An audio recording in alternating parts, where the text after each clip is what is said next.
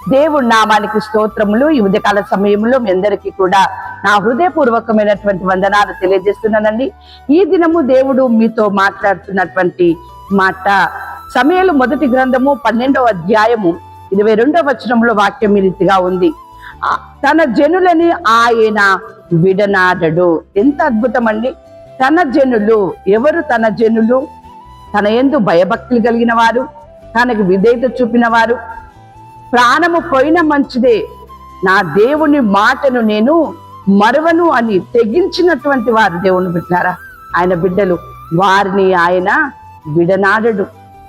వాక్యం సెలవిస్తా ఉంది కదా ఇక్కడ 46వ కీర్తన 7వ వచనములో, సైన్యములకు అధిపత్యకు యెహోవా మనకు తోడై ఉన్నాడు, యాకోబు యొక్క దేవుడు మనకు ఆశ్రయమై ఉన్నాడు. ఎంత అద్భుతమైనటువంటి మాట! సైన్యములకు అధిపత్యకు యెహోవా మనకి తోడై ఉన్నాడు, మనకి ఆయన ఆశ్రయమై ఉన్నాడు, ఆయన మనల్ని విడనాడడు. అంతేకాదు యోహాను సువార్త 14వ అధ్యాయం 18వ వచనములో, మిమ్మును అనాథలనుగా విడువను, మీ యొద్దకు వత్తును, కొంతకాలమైన తర్వాత లోకము నన్ను మరి ఎన్నడూను చూడదు, అయితే మీరు నన్ను చూతురు, నేను జీవించుచున్నాను గనుక మీరును జీవింతురు. ఎంత అద్భుతమైనటువంటి మాట! మిమ్మల్ని దేవుడు అనాథలుగా విడవడట. మనకెవ్వరు లేరు, మనకు సహాయము చేసేవారు ఎవ్వరూ లేరు, ఒంటరి వారిమి అని మీరు బాధపడుతున్నారేమో, కానీ నీ దేవుడు నీకు తోడుగా ఉన్నాడు. సైన్యములకు అధిపతి అయినటువంటి దేవుడు నీకు తోడుగా ఉన్నాడు. నిన్ను సృష్టించినటువంటి సృష్టికర్త నీకు తోడుగా ఉన్నాడు. దేవుని బిడ్డలారా, మిమ్మల్ని ఎప్పుడు కూడా అనాథలుగా ఆయన విడవడు అని చెప్పేసి మాట్లాడుతూ ఉన్నాడు. అంతేకాదు వాక్యం సెలవిస్తూ ఉంది కదా, మత్తయి సువార్త 28వ అధ్యాయము 20వ వచనములో, ఇదిగో నేను యుగ సమాప్తి వరకు సదాకాలము మీతో కూడా ఉన్నానని వారితో చెప్పాను. ఎంత అద్భుతమైనటువంటి మాట! నాకు ఏ తోడు లేదు, ఎవరు నాకు ధైర్యం చెప్పేవారు లేరు, ఆదరించేవారు లేరు, ఆలోచన చెప్పేవారు లేరు, ఎవరు కూడా నన్ను మందలించేవారు లేరు అనేటువంటి స్థితిలో నువ్వు దుఃఖపడుతున్నావా? మేము అనాథలం అని చెప్పేసి మీరు వేదన పడుతూ ఉన్నారా? దేవుని బిడ్డలారా, దేవుడు అంటున్నాడు యుగ సమాప్తి వరకట. ఎంత అద్భుతమైనటువంటి మాట! లైఫ్ లాంగ్ కూడా దేవుడు నీతోనే ఉంటాను అంటూ ఉన్నాడు. ఈ లోకము గతిస్తుంది కానీ దేవుని మాటలు గతించవు.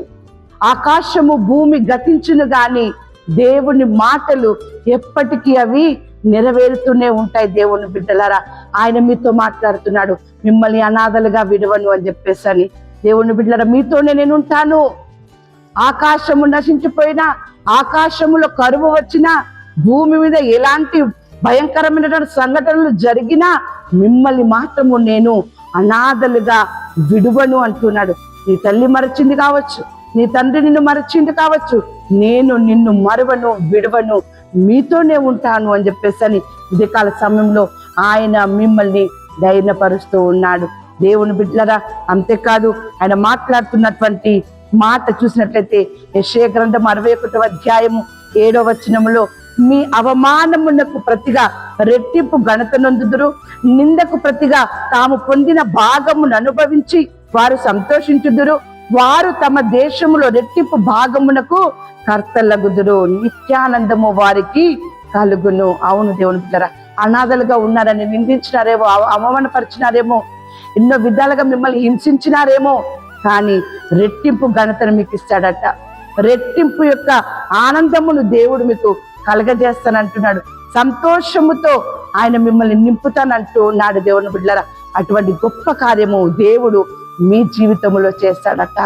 అంతేకాదు ద్వితీయోపదేశకాండము 28వ అధ్యాయం 14వ వచనంలో ఆయన మాట్లాడుతున్నటువంటి మాట, యెహోవా నిన్ను తలగా ఉంచుతాడట కానీ తోకగా నిన్ను నియమింపడట. దేవుని బిడ్డలారా, ఎంత అద్భుతం అండి!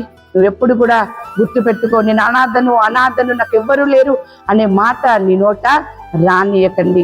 యుగ సమాప్తి వరకు దేవుడు నీతో ఉంటున్నాడు. నిత్య ఆనందమును దేవుడు నీకు కలగజేస్తున్నాడు. ఈ ఉదయకాల సమయంలో దేవుడు మీతో మాట్లాడుతున్నటువంటి మాట యెషయా గ్రంథం 60వ అధ్యాయము 15వ వచనము, బహుతరములకు సంతోష కారణముగాను చేసేదను. ఎంత అద్భుతం అనండి. ఈ తరము కాదు, బహుతరముల వరకు కూడా దేవుడు నిన్ను సంతోష కారణముగా చేస్తాడట. ఆ రీతిగా దేవుడు రెట్టింపు ఘనతను నీకిచ్చి సంతోషముతో నిన్ను నీ కుటుంబాన్ని ఆశీర్వదించును గాక. ఆమేన్.